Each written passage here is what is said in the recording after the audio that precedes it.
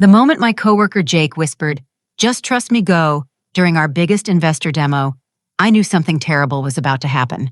I grabbed my badge and left the conference room where our CEO was presenting our revolutionary AI platform to $300 million worth of venture capital. 1 hour later, my phone buzzed with a call from the lead investor. "The CEO's son just blamed the entire demo crash on you, but your security badge shows you clocked out an hour before it happened." My blood turned to ice. 3 months earlier, everything seemed perfect. Sarah burst into my cubicle at Technova Corp with a grin that could light up downtown Seattle. "Artemis, you're not going to believe this," she said, practically bouncing on her toes. "Richard Blackstone himself wants you on the Synaptic demo team." I nearly choked on my coffee. The CEO personally selecting me. At 28, I was good at what I did, but being handpicked for the most important project in company history felt surreal. Synaptic was our breakthrough AI platform for predictive analytics that could revolutionize financial markets. The technology could process millions of data points in real time, predicting market fluctuations with 97% accuracy. Investment firms were already calling it the holy grail of trading algorithms. "Are you serious?" I asked, my heart racing with excitement. Sarah nodded enthusiastically. "Dead serious. The presentation to Meridian Capital Group is in 3 months, $300 million on the line, and they want our best engineer handling the core architecture." I felt like I was floating as Sarah introduced me to the team. Trevor Blackstone, the CEO's son and VP of engineering, gave me a firm handshake and an oddly intense stare. "Artemis, I've heard impressive things about your work on distributed systems," he said. His smile seemed forced, but I attributed it to the pressure he must be feeling. Jake Martinez, our senior developer, welcomed me with a quiet nod. He had a reputation for being brilliant, but reserved, the kind of person who solved complex problems, while everyone else was still understanding the question. Madison Cooper from QA looked relieved to have someone else sharing the technical load. Her background in financial software testing would be crucial for ensuring everything worked flawlessly. The next few weeks flew by in a blur of late nights and complex coding. I threw myself into perfecting every line, every algorithm, every connection point in our system. The Synaptic platform was elegant in its complexity, using machine learning to identify patterns that human analysts could never spot. We were essentially teaching computers to predict the future of money. Sarah became my closest friend during this period. She'd bring me coffee during my marathon coding sessions, listen to my technical explanations even when they went over her head, and celebrate every breakthrough with genuine excitement. As project manager, she kept us all organized and motivated. I trusted her completely, but as weeks passed, I started noticing strange patterns in her behavior. She'd insist I work on the most critical server configurations alone, saying the others were too busy with their own assignments. She pushed me to put in longer hours, often suggesting I stay late when everyone else went home. "The server room is quieter at night," she'd say. "You'll be more productive." I didn't question it because the logic seemed sound, and I genuinely enjoyed the solitary focus. Working alone meant I could really dive deep into the code architecture without interruptions.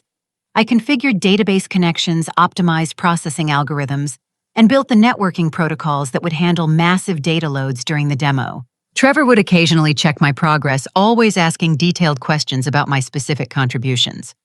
"Walk me through exactly what you built here," he'd say, taking notes on everything. I assumed he was being thorough as a manager, ensuring he understood every component of our system. The warning signs were subtle. Sometimes I'd arrive at work to find slight changes in my development environment that I didn't remember making. File timestamps that seemed wrong. Version control logs that didn't match my memory of what I'd worked on the previous day.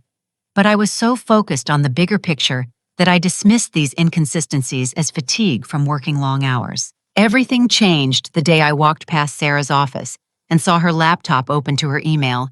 She'd stepped away for a meeting and the screen was displaying a conversation from 3 months ago. My name caught my eye and I glanced over without thinking. What I saw made my stomach drop. The email was from Sarah to Trevor, dated the day before I was supposedly selected for the team. "I've identified the perfect candidate for what we discussed," she'd written. "Artemis Chen is talented enough to build what we need, but isolated enough to take the fall if necessary. She doesn't have strong relationships with other departments, and her work style of staying late alone makes her an ideal target. I can manage her assignments to ensure she's positioned exactly where we want her when the time comes. Trevor's response was even worse. Perfect. Make sure she handles all the critical server work personally. We need her fingerprints on everything that's going to fail. My hands shook as I stared at the screen. This wasn't about my skills or my potential. I hadn't been chosen because I was good at my job. I'd been selected because Sarah and Trevor thought I'd make a perfect scapegoat. Every late night, every isolated assignment, every moment of trust I'd built with Sarah had been part of an elaborate setup. The betrayal cut deeper than any professional disappointment I'd ever experienced. Sarah wasn't just my project manager.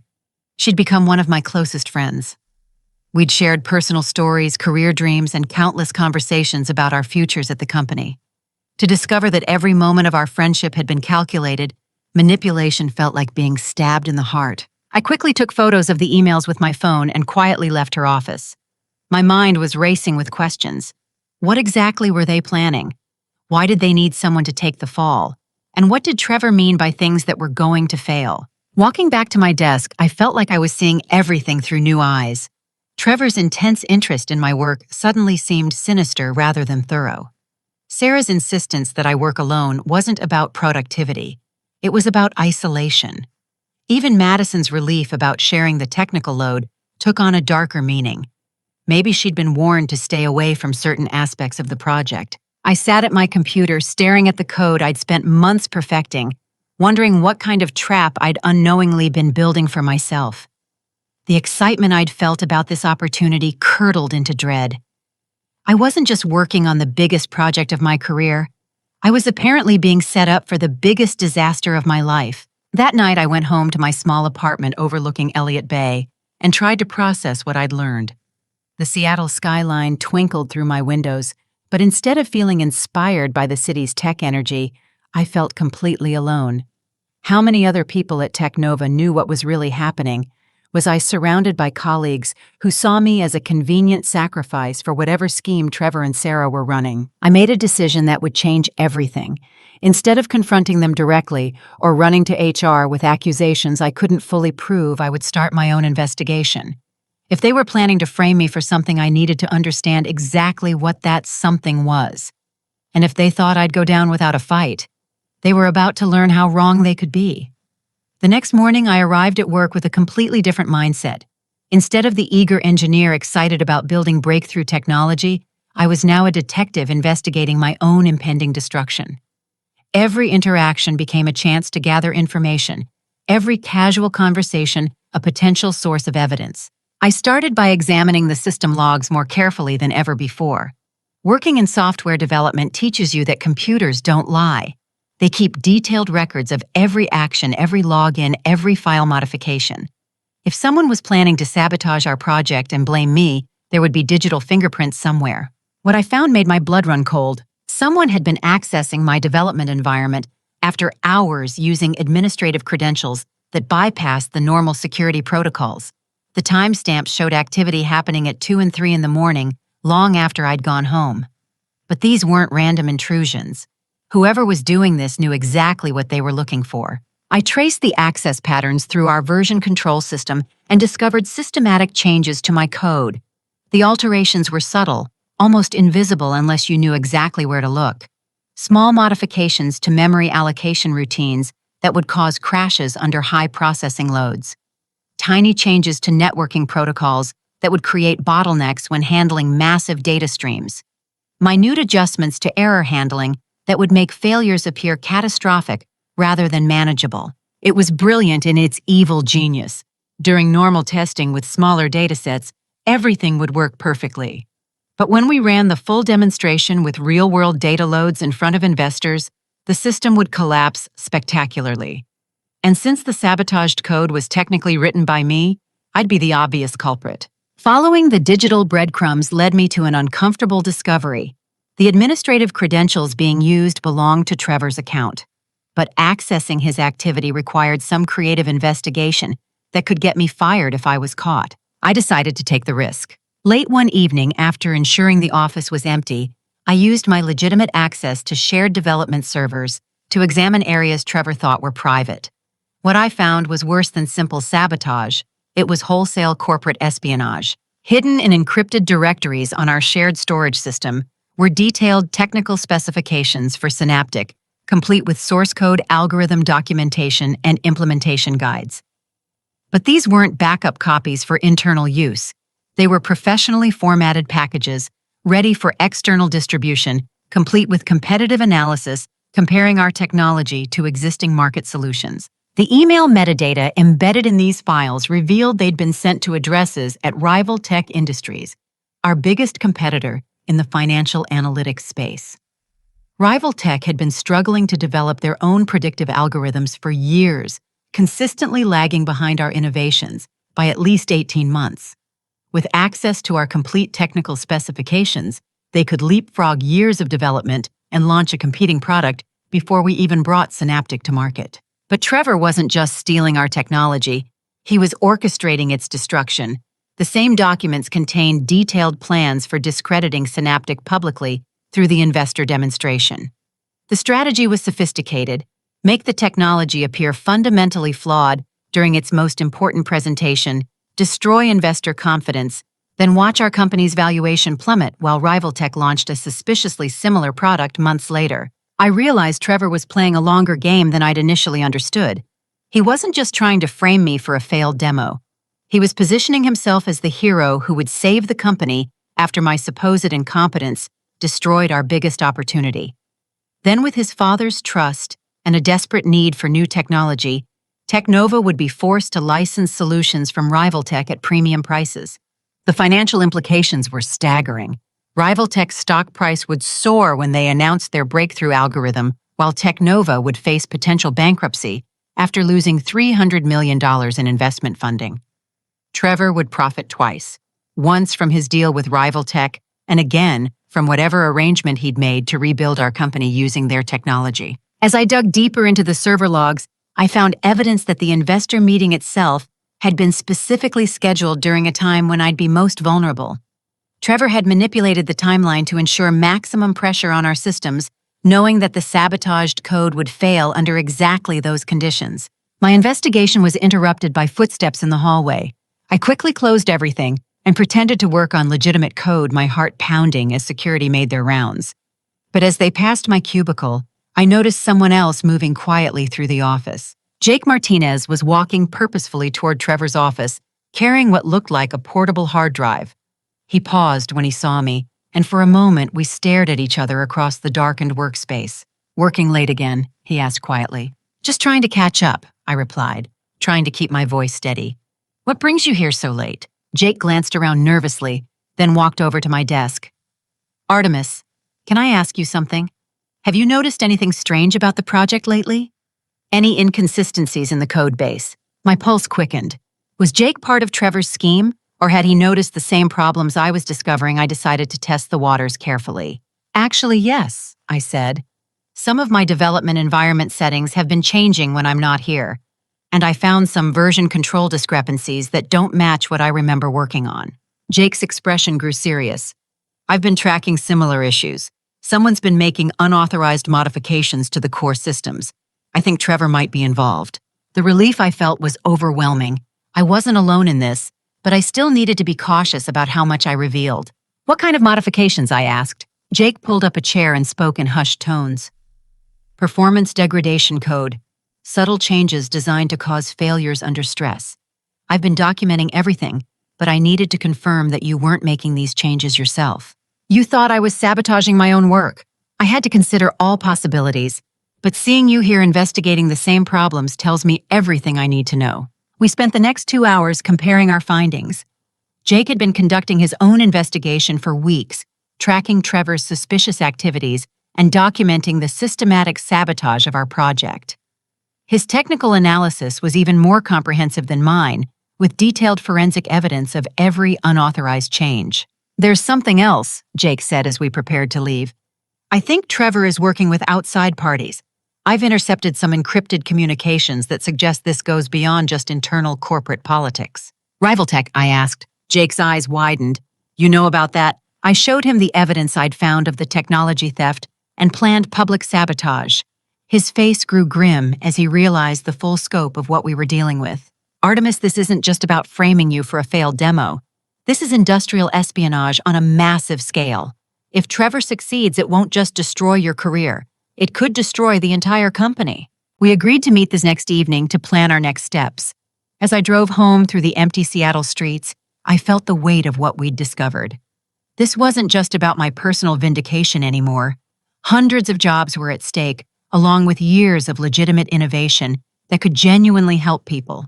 But I also felt something I hadn't experienced since finding Sarah's emails hope. Jake's unexpected alliance meant I wasn't fighting this battle alone. Whatever Trevor was planning, he'd made one crucial mistake. He'd underestimated the people he was trying to manipulate. Trevor thought he could use me as a scapegoat, and Jake as an unwitting accomplice. Instead, he'd created a team of determined investigators who understood both the technology and his methods better than he realized. His sophisticated scheme was about to face its first real opposition. The next day at work, I played my role perfectly. I smiled at Sarah's friendly greetings, responded professionally to Trevor's progress inquiries, and continued working on the code that I now knew was designed to fail.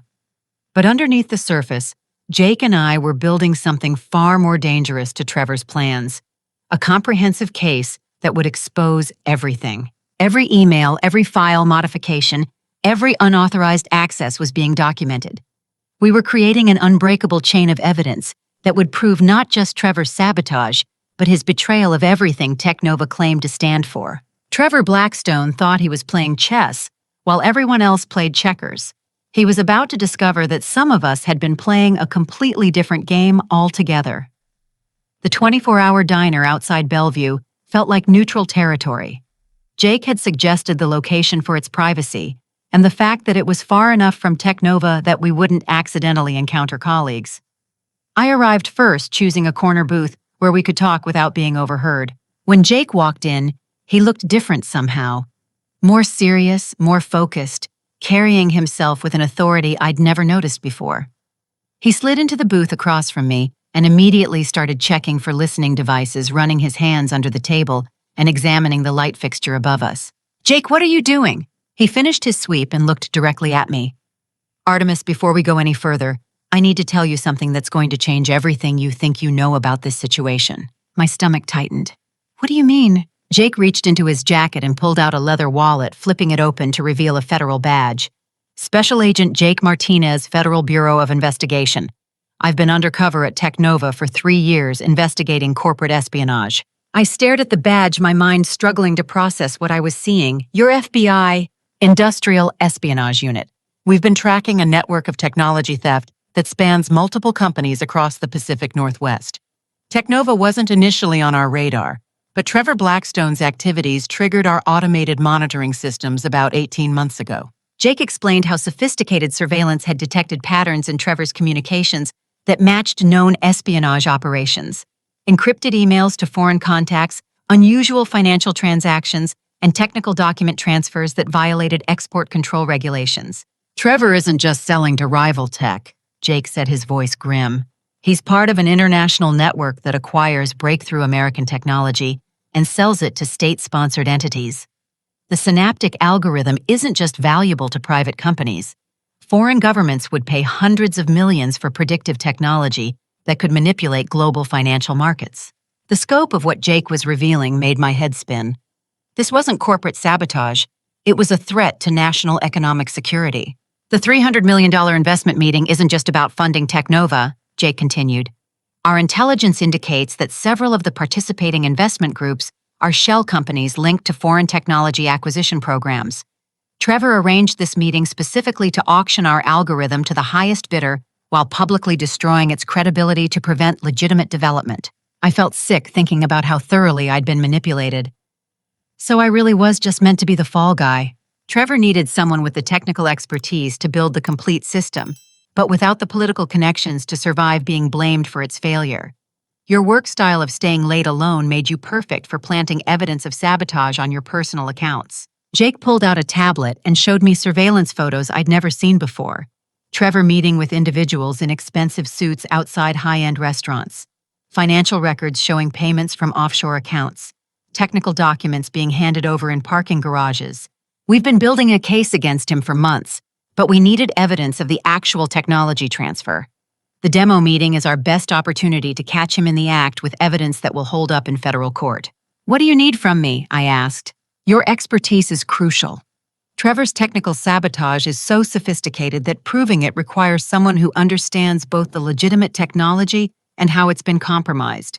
Without your testimony and technical analysis, his lawyers could claim the failures were accidental or blame them entirely on you. Jake outlined the federal investigation's scope. Trevor's network included contacts in at least 4 countries with financial transactions totaling over $50 million from previous technology thefts. The synaptic algorithm represented the biggest score yet, technology that could shift the balance of global financial power. There's something else you need to know, Jake said, his expression growing even more serious. Your friend Sarah isn't the willing accomplice you think she is. He showed me surveillance footage of Trevor confronting Sarah in the company parking garage. Even without audio, her body language showed clear distress as Trevor gestured aggressively and pointed toward the building. We've been monitoring their interactions. Trevor threatened her family when she started questioning the project timeline, her husband's visa status, her children's school enrollment. Trevor researched every pressure point he could use against her. She's been helping him because she's terrified of what he'll do if she refuses. This revelation hit me harder than Trevor's betrayal. Sarah's manipulation hadn't been driven by greed or ambition. It had been coerced through threats against the people she loved most.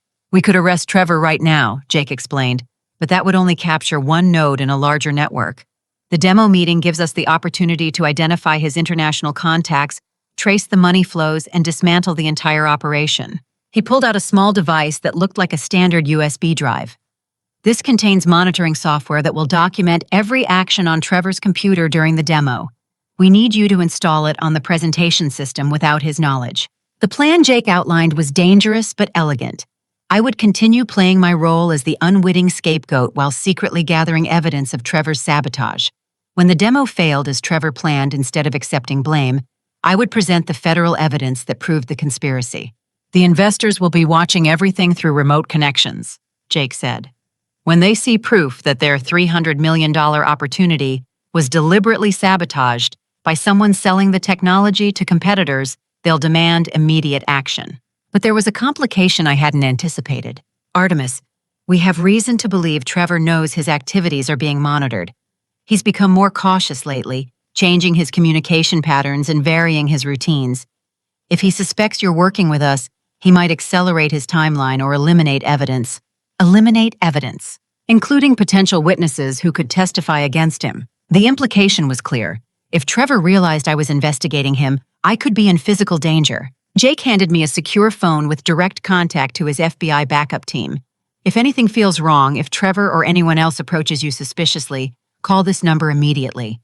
We'll have agents at the demo, but they'll be maintaining cover until we're ready to move.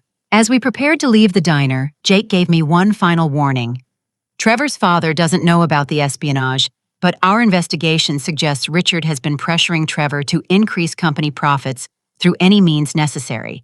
Family loyalty might make Richard cover for his son even after learning the truth. So I could be fighting both of them. Richard Blackstone built Technova from nothing. If he thinks his son's actions could destroy everything he's worked for, he might choose protecting the family legacy over protecting individual family members. Driving home, I felt the weight of what I'd learned. This wasn't just about my career or even my company anymore. The technology I'd spent months perfecting could be used to manipulate global markets, influence elections, or destabilize entire economic systems.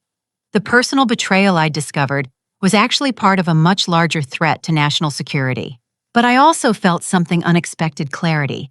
For weeks, I'd been confused about Trevor's motivations and hurt by Sarah's behavior. Now I understood that I was dealing with federal crimes and international conspiracies. The stakes were higher than I'd imagined, but at least I knew exactly what I was fighting against. Jake's revelation transformed my perspective on everything that had happened. Sarah's manipulation suddenly made sense as the actions of someone protecting her family under threat. Trevor's technical sabotage revealed itself as part of a sophisticated operation targeting America's technological advantages. Even my selection for the project took on new meaning. I hadn't just been chosen as a convenient scapegoat. but as the perfect technical expert to build something worth stealing. The next few days would determine whether Trevor's network succeeded in stealing technology that could reshape global power balances or whether the FBI could use his own scheme against him. And I was going to be at the center of it all, using my expertise not just to clear my name, but to protect innovations that could genuinely make the world better. Trevor Blackstone thought he was using me to commit the perfect crime. Instead, he'd chosen the one person with both the technical knowledge and moral determination to bring his entire network down. The next few days felt like walking through a minefield. Every conversation with Trevor carried hidden meaning, every instruction from Sarah required careful interpretation, and every moment alone at my computer was an opportunity to gather evidence that could save my career or get me killed. Jake and I developed a careful system for communication. We'd exchange technical documents through the normal work process, but hidden in the metadata were encrypted messages about our investigation. To any outside observer, we were simply collaborating on legitimate code development. In reality, we were building the most comprehensive case of corporate espionage in Technova's history. Installing Jake's monitoring software proved easier than expected. During a routine system update, I gained access to the presentation servers where Trevor would be running the demo. The USB device Jake had given me automatically deployed invisible logging programs that would capture every keystroke, every file access, and every network connection during the presentation. But as I worked, I made a discovery that changed everything. While testing the monitoring software's functionality, I accidentally triggered a hidden partition on Trevor's administrative account. What I found there made me realize we were dealing with something far worse than international espionage. The partition contained recorded phone conversations between Trevor and his father Richard. Not coerced discussions or reluctant compliance, but active collaboration in planning my destruction. "She's getting too curious about the system modifications," Trevor's voice said in one recording. "Maybe we should move to the backup plan." Richard's response was chilling. "No, stick to the original timeline. Artemis is perfect for this because she has no political connections to protect her. After the demo failure, we'll have her arrested by corporate security with evidence of sabotage planted on her computer. What if she tries to defend herself?" "Trevor, I've been in this business for 30 years. I know how to destroy someone's credibility completely. By the time we're finished, no one will believe anything she says." I listened to multiple recordings, each one revealing deeper layers of the conspiracy. Richard wasn't just aware of Trevor's activities, he was directing them. The technology theft was his idea, designed to position Technova for acquisition by foreign interests who would pay premium prices for American innovation. But the most shocking revelation came in a conversation dated just 2 days earlier. "The FBI agent is becoming a problem," Richard said. "Our contacts confirmed that Jake Martinez isn't who he claims to be." My blood turned to ice. They knew about Jake's real identity. "What do you want me to do about it?" Trevor asked. "Nothing dramatic that would attract attention. But after the demo, both Jake and Artemis need to be permanently removed from the picture. I've already made arrangements with our overseas partners." Permanently removed could only mean one thing. I immediately sent Jake an encrypted message through our hidden communication system. "Cover blown. They know. Emergency meeting tonight." His response was immediate. "Safe house, midnight, come alone." The safe house turned out to be a FBI field office disguised as a financial consulting firm in downtown Seattle. Jake met me at a side entrance and led me through corridors lined with surveillance equipment and case files. The reality of federal law enforcement operations was far more sophisticated than anything I'd seen in movies. "We intercepted some of those same recordings," Jake said as we entered a secure briefing room. "Our surveillance team flagged them yesterday, and we've been developing countermeasures." He introduced me to Special Agent Linda Torres, the case supervisor, and Agent David Kim, a technology crime specialist. The briefing room's walls were covered with photographs, financial charts, and network diagrams showing the full scope of Trevor's espionage operation. "Artemis, you've stumbled into something much bigger than corporate sabotage," Agent Torres explained. "The Blackstones are central figures in a technology transfer network that we've been tracking for 5 years. Your demo represents their biggest operation yet." Agent Kim showed me intelligence reports connecting Richard Blackstone to shell companies in 6 countries. Richard's been using Technova as a front for stealing and selling American technology to foreign governments. Trevor is just the operational arm of a much larger criminal enterprise. The federal case files revealed financial transactions totaling over $200 million from previous technology thefts, patents that had been stolen and resold, entire research projects that had been acquired through corporate espionage and transferred to overseas competitors. The synaptic algorithm is different because it's genuinely revolutionary, Agent Torres said.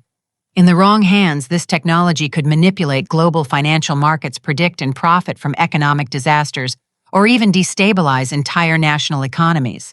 What happens now? I asked. We accelerate our timeline, Jake said.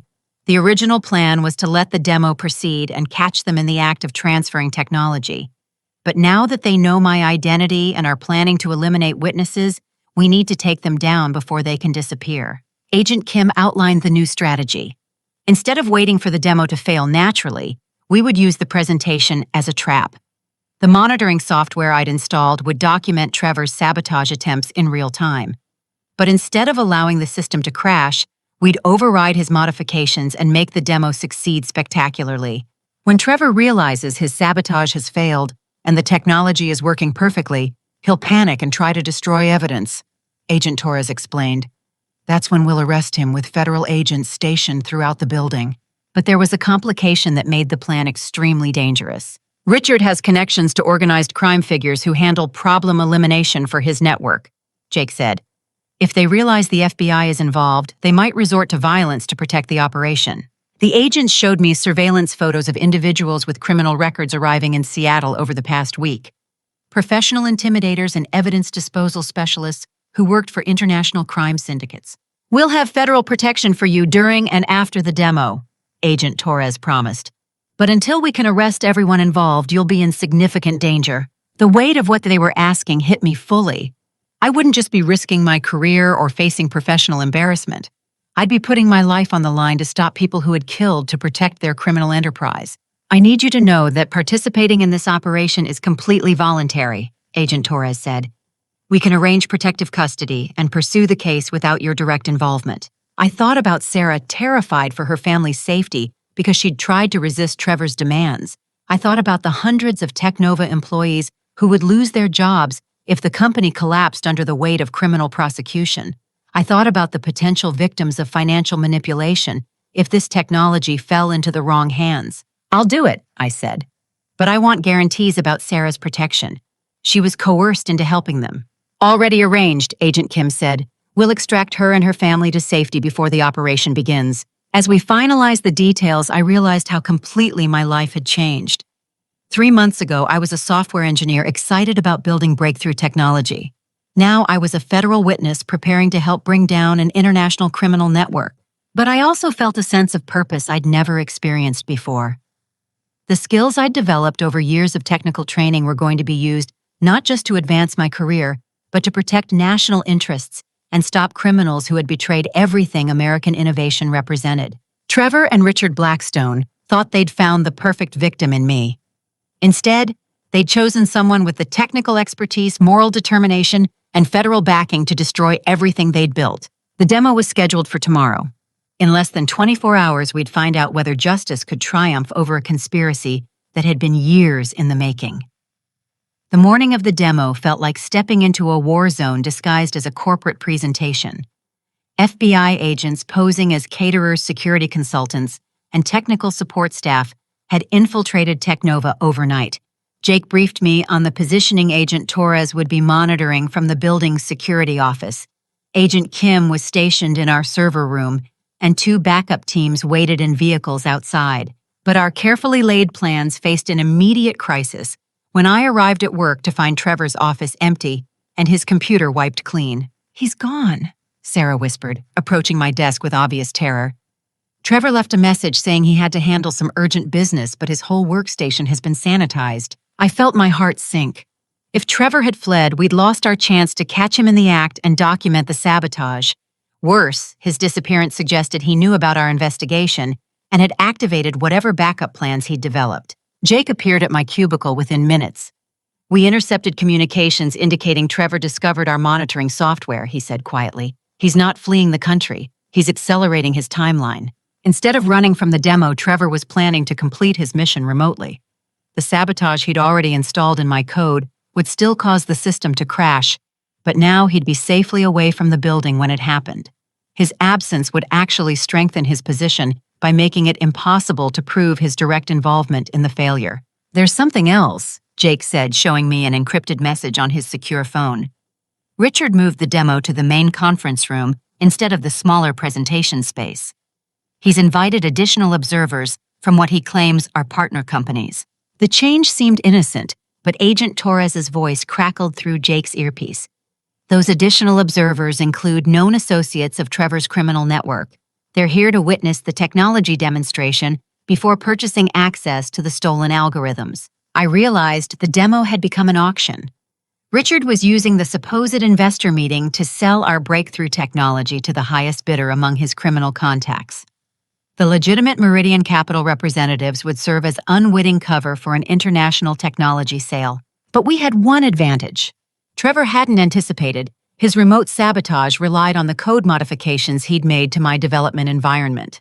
Since I now knew about every change he'd implemented, I could counter each one in real time during the presentation. "Here's what we're going to do," I told Jake, pulling up the presentation system on my computer. "Instead of trying to prevent his sabotage, we're going to let him think it's working while secretly bypassing every trap he's set." I spent the next hour preparing backup systems that would automatically activate when Trevor's sabotage triggered. For every memory allocation error he'd programmed, I created alternative pathways. For every network bottleneck he'd designed, I built redundant connections. For every system crash he'd planned, I developed seamless recovery protocols. The beauty of my counter strategy was that Trevor would have no way of knowing his sabotage had failed until it was too late. From his remote location, all his monitoring tools would show the expected error conditions triggering on schedule. Only when the system continued running perfectly, despite those errors, would he realize he'd been outmaneuvered. Sarah approached me just before the presentation began. Her face was pale, but her voice was steady with newfound determination. "Artemis, I need to tell you something," she said.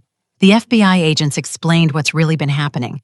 I've been so afraid for my family that I lost sight of what was right." "Sarah, you don't need to explain." "Yes, I do. Trevor threatened my husband's immigration status and my children's safety, but that's no excuse for what I helped him do to you. Whatever happens in this demo, I want you to know that I'm going to stand with the truth no matter what it costs me personally." The demo began at exactly 2 o'clock with Richard Blackstone presenting our revolutionary Synaptic platform to an audience that included both legitimate investors and international criminals. I sat at the technical control station monitoring every system component while Jake positioned himself near the room's main display screens. "Ladies and gentlemen," Richard said with practiced confidence, "today you'll witness technology that will transform how we predict and respond to financial market changes." As he spoke, I watched my monitoring displays show Trevor's sabotage beginning to activate. Memory usage spikes, network timeout errors, and processing delays that should have been crippling our demonstration. But my backup systems engaged automatically routing operations through alternate pathways and maintaining perfect performance. The first test dataset processed flawlessly, generating accurate predictions that impressed even the legitimate investors. Richard continued his presentation, unaware that his son's sabotage was being neutralized in real time. But then something unexpected happened. Agent Kim's voice came through my earpiece. "Artemis, we're detecting unauthorized access attempts from outside the building. Someone's trying to hack into the presentation system remotely." Trevor wasn't just relying on his pre-installed sabotage. He was actively attacking our systems during the demo, trying to ensure the failure occurred, regardless of any countermeasures I might have prepared. I watched my security monitors show intrusion attempts, probing every network connection, testing every firewall, and searching for any vulnerability that could be exploited to crash the demonstration. Trevor was throwing everything he had at our systems in a desperate attempt to salvage his plan. "Jake, I need your help," I whispered, gesturing him over to my workstation. "Trevor's launching a coordinated cyber attack. I can defend against his pre-installed sabotage, but fighting off a live intrusion while running the demo might be beyond what I can handle alone." Jake immediately understood the situation. While I focused on maintaining the presentation's technical performance, he began implementing advanced cybersecurity protocols to block Trevor's remote attacks. For 20 minutes, we fought a hidden war in cyberspace, while Richard continued his presentation to the oblivious audience. Every few seconds, new intrusion attempts would probe our defenses, forcing us to adapt our countermeasures in real time. But our defensive strategy was working. The Synaptic platform performed flawlessly, processing increasingly complex datasets and generating predictions that exceeded even our most optimistic projections. The legitimate investors were clearly impressed, asking technical questions that demonstrated genuine interest in funding our technology. Then Trevor made his fatal mistake. Frustrated by his inability to crash our systems remotely, he attempted a brute force attack that required him to reveal his location and use administrative credentials that could be traced directly back to him. Agent Kim immediately triangulated his position and dispatched backup teams to arrest him. But Trevor's desperation had one more consequence we hadn't anticipated. Rather than accept defeat, he activated what we later learned was a scorched earth protocol designed to physically destroy Technova's servers rather than allow the technology to be successfully demonstrated. Emergency alerts began flashing on my security monitors. Critical system temperature alert, server room fire suppression activated. Trevor was trying to trigger a halon gas discharge that would destroy our computer equipment and potentially endanger everyone in the building. But his remote attack had one crucial flaw. He was trying to activate systems that Jake and I had already secured with FBI countermeasures. Instead of destroying our servers, Trevor's final attack triggered automated backup systems that began copying all of our data to secure federal servers. His attempt to eliminate evidence was actually creating permanent copies of every file, every email, and every piece of documentation that proved his guilt. "Ladies and gentlemen," I announced, standing up from my workstation, as the demo concluded successfully, "I need to share something important with you about what just happened here." Richard's face went white as he realized I was about to speak without his permission. Several of the supposed investors began moving toward the exit, sensing that something had gone wrong. But FBI agents positioned throughout the building had already sealed all entrances. Agent Torres entered the conference room with her badge visible, followed by a team of federal agents. "This is the Federal Bureau of Investigation," she announced. "Everyone, please remain seated while we sort out exactly what transpired here today." Richard Blackstone's carefully planned technology auction had just become a federal crime scene. And thanks to Trevor's own sabotage attempts, we now had more evidence of their criminal enterprise than we'd ever hoped to gather. The demo had been a complete success, just not for the people who had planned it. The conference room erupted in chaos as FBI agents moved to secure the scene. Richard Blackstone's face cycled through shock, anger, and calculation as he realized his carefully orchestrated plan had collapsed completely. The legitimate Meridian Capital investors looked confused but intrigued, while several of the partner company representatives were already being questioned by federal agents. "Ladies and gentlemen," I said, standing at the presentation controls with my voice projected through the room's audio system, "what you just witnessed wasn't simply a technology demonstration. It was a federal law enforcement operation that prevented the theft of revolutionary American technology."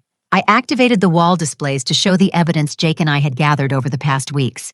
Server logs proving systematic sabotage, financial records documenting payments from foreign entities, communications revealing plans to sell our breakthrough algorithm to international competitors and hostile governments. "For the past 3 months," I continued, "I've been unknowingly building technology that was intended to be stolen and sold to the highest bidder. The demonstration you just saw succeed was supposed to fail spectacularly, destroying investor confidence, while the real technology was transferred to criminal networks." The Meridian Capital representatives leaned forward with intense interest as I walked them through the technical details of Trevor's sabotage. These were sophisticated investors who understood both the value of genuine innovation and the threat posed by industrial espionage. Seeing proof that they'd almost been defrauded sparked their outrage rather than their concern. "Mr. Blackstone," said Patricia Wong, Meridian's lead investor, "are you telling us that your company's breakthrough technology was nearly stolen by your own son while we were being invited to fund a deliberately sabotaged demonstration?" Richard stood frozen at the front of the room as the implications became clear. His plan to profit from both the technology theft and the subsequent rebuilding of Technova was collapsing in real time. But then he made a desperate gambit that revealed just how deep the corruption went. "This is all an elaborate misunderstanding," Richard announced, his voice taking on the authoritative tone that had built his business empire. My son discovered security vulnerabilities in our system and was conducting authorized penetration testing. Artemis has misinterpreted normal cybersecurity measures as sabotage. He pointed at me with practiced indignation. As for these supposed federal agents, I believe we're dealing with corporate espionage from our competitors who are trying to steal our technology by discrediting our security measures. It was a brilliant counterattack that could have worked if he hadn't underestimated the evidence against him.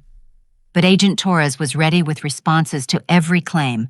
Mr. Blackstone, she said, displaying federal court documents on the room's screens, we have 18 months of surveillance evidence documenting your son's activities, including recorded conversations between you and Trevor planning what you called permanent removal of witnesses to your criminal enterprise. The recordings I discovered played through the room's speakers, capturing Richard and Trevor's voices, discussing my elimination and their arrangements with overseas partners for witness disposal.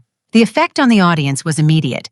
The legitimate investors recoiled with horror at hearing casual discussions of murder, while several of the criminal associates began demanding legal representation. But Richard had one final card to play. Even if you believe these fabricated recordings, he said, you have no proof that the technology was actually stolen. The demonstration succeeded perfectly, proving that our systems are secure and our algorithms genuine. He was technically correct. Despite all our evidence of planning and attempted sabotage, we hadn't actually caught anyone successfully stealing the synaptic technology. In a court of law, his defense attorneys could argue that failed attempts at espionage weren't equivalent to completed crimes. That's when Trevor's desperation provided the final piece of evidence we needed. Agent Kim's voice came through the room's speakers from his position in the server room. We're detecting massive data destruction in progress. Someone is remotely wiping servers and attempting to destroy evidence. On the wall displays, we could see real-time logs showing terabytes of data being deleted from Technova's systems. File after file disappeared as Trevor, from his remote location, tried to eliminate any proof of his criminal activities. But his panic-driven destruction was creating exactly the evidence we needed. Trevor is currently engaged in destruction of evidence to prevent federal prosecution, Agent Torres announced. His actions right now prove consciousness of guilt and confirm every allegation we've made. More importantly, Trevor's attempt to destroy our servers triggered the automated backup systems that Agent Kim had secretly installed. Instead of eliminating evidence, Trevor was creating perfect copies of every incriminating file, every stolen document, and every piece of correspondence with his criminal network. The irony was perfect. Trevor's most desperate attempt to cover his tracks was generating the most comprehensive evidence of his guilt. As federal agents moved to arrest Richard, I felt a satisfaction deeper than any professional achievement. The man who had planned to destroy my career and eliminate me as a witness was being taken into custody, while his own son's actions provided undeniable proof of their criminal enterprise. But the real vindication came from the Meridian Capital investors. Ms. Chen, Patricia Wong said, approaching me as FBI agents secured the scene. What we witnessed here today demonstrates not just breakthrough technology, but extraordinary integrity under pressure. Meridian would like to discuss funding Technova's continued development under new management.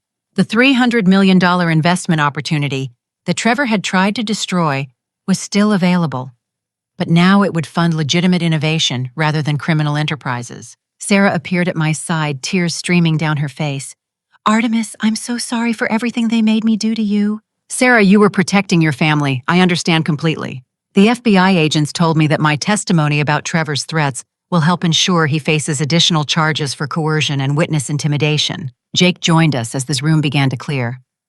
The surveillance team arrested Trevor at his remote location. He was attempting to flee the country when federal agents intercepted him at SeaTac Airport. Looking around the conference room where Technova's biggest presentation had just turned into a federal crime scene, I felt an overwhelming sense of justice. The technology I'd spent months perfecting would now be used for legitimate purposes.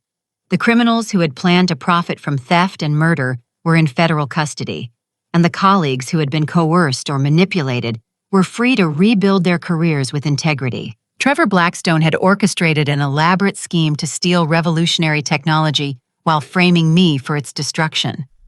Instead, his own sabotage attempts had provided the FBI with everything needed to dismantle an international criminal network. Sometimes the best revenge is simply letting criminals defeat themselves.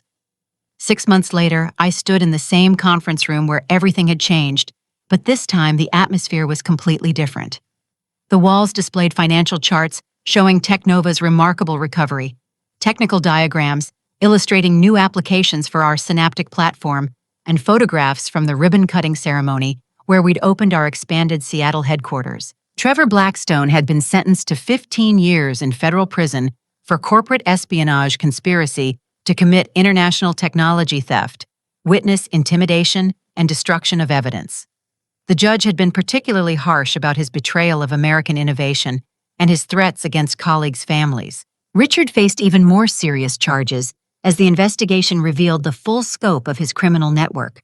Federal prosecutors had connected him to technology thefts spanning 5 years and involving dozens of American companies. His trial was expected to result in a life sentence, effectively ending the corruption that had rotted Technova from its highest levels. But the real transformation was in our company culture. "Ladies and gentlemen," I said, addressing our new investors, employees, and technology partners, 6 months ago, this room witnessed the near destruction of everything we'd worked to build. Today, it represents something far better than what we almost lost. The Meridian Capital Group had indeed provided $300 million in funding, but under completely restructured management. The board of directors had unanimously voted to offer me the CEO position, recognizing that the person who'd fought hardest to protect our technology was the best choice to lead its ethical development. I'd accepted the role with conditions that fundamentally changed how Technova operated. Our new corporate policies require transparent code reviews, mandatory whistleblower protections, and independent oversight of all international partnerships. I explained to our audience, "We've learned that breakthrough technology means nothing without breakthrough integrity." Sarah had been promoted to Chief Technology Officer using her project management skills and hard-won wisdom about corporate ethics to ensure our development processes could never again be manipulated for criminal purposes. Her experience with coercion made her uniquely qualified to identify and protect vulnerable employees. Madison Cooper now served as our Director of Security and Compliance, implementing systems that would detect suspicious activities before they could threaten our innovations or our people. Her background in financial software testing translated perfectly to identifying potential security vulnerabilities in both our technology and our business practices. Jake Martinez had returned to his FBI career, but maintained a consulting relationship with Technova to help other technology companies identify and prevent similar criminal infiltrations. His undercover experience provided invaluable insights into how international espionage networks targeted American innovation. The Synaptic platform itself had exceeded every projection. Without criminal sabotage limiting its development, our AI algorithms had achieved breakthrough applications in medical research, environmental protection, and educational technology. Instead of manipulating financial markets for criminal profit, our technology was helping doctors predict patient outcomes, scientists model climate change solutions, and teachers personalize learning for students with different needs. Innovation without integrity is just sophisticated theft, I told our audience. But when breakthrough technology serves genuine human needs, it becomes something far more valuable than any criminal network could ever steal. The legitimate Meridian Capital investors had become our strongest advocates, providing not just funding, but connections to ethical technology companies worldwide. Patricia Wong joined our board of directors, bringing decades of experience in identifying and supporting innovations that genuinely improved people's lives.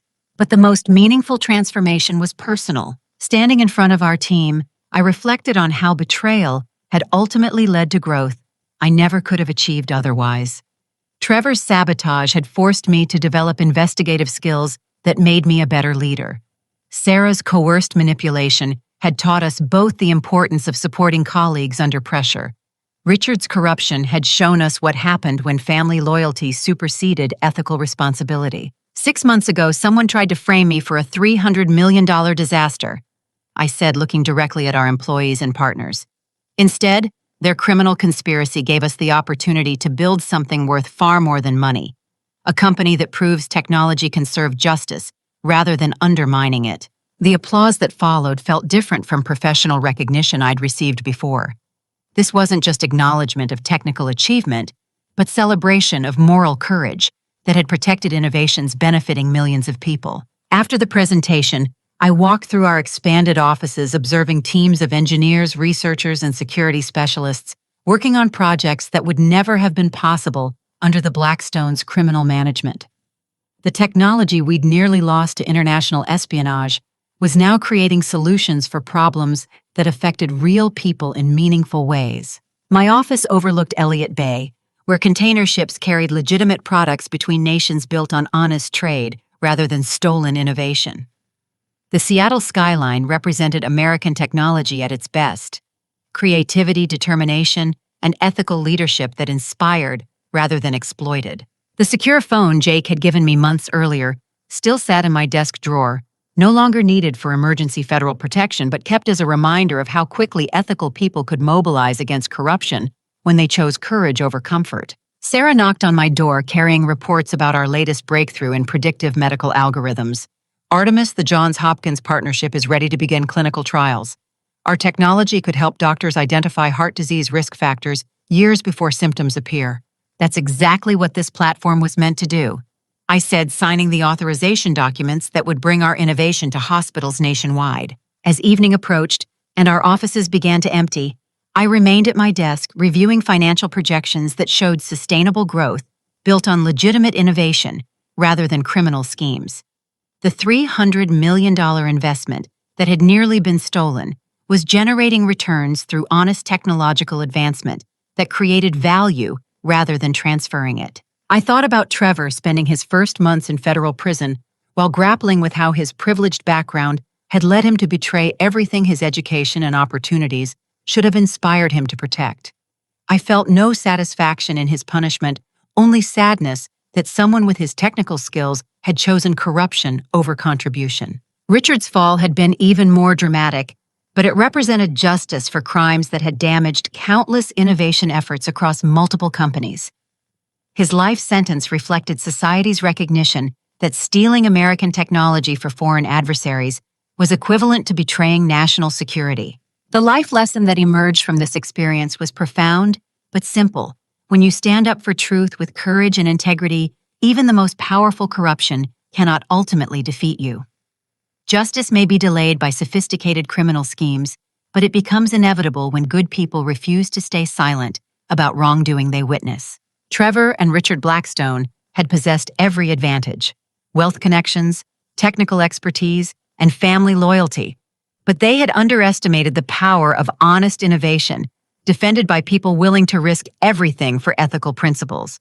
Their downfall came not from superior investigation or better technology, but from their fundamental misunderstanding of what motivated the people they tried to manipulate. They assumed everyone could be bought, threatened, or deceived into accepting corruption as inevitable. Instead, they discovered that some people value integrity more than career advancement, truth more than personal safety, and justice more than professional convenience. As I prepared to leave the office where everything had changed, I realized the most important outcome wasn't Technova's financial recovery or even the criminal prosecution of the Blackstones. It was the proof that ordinary people with technical skills and moral courage could protect innovations that genuinely improved the world. The Synaptic platform that had nearly been stolen for criminal profit was now helping doctors save lives, teachers educate children more effectively, and researchers solve problems that benefited humanity rather than exploiting it. That transformation from potential weapon to beneficial tool represented everything American innovation could achieve when guided by ethical leadership rather than criminal ambition. Have you ever found yourself in a situation where doing the right thing required risking everything you'd worked for? What gave you the courage to choose integrity over convenience? And how did that decision change your perspective on what really matters in life? Share your thoughts in the comments below. I'd love to hear about times when standing up for truth led to unexpected positive changes in your career or relationships. If this story resonated with you, please hit the like button to help others discover it. Subscribe to hear more stories about finding strength through adversity and protecting what matters most when facing overwhelming challenges. And share this with anyone who needs encouragement to speak up against wrongdoing, even when it feels impossible to make a difference. Thank you for joining me through this journey from betrayal to vindication. Remember that your skills and integrity are more powerful than any corruption when you're willing to fight for what's right. Stay strong, stay honest, and never underestimate your ability to create positive change even in the most challenging circumstances.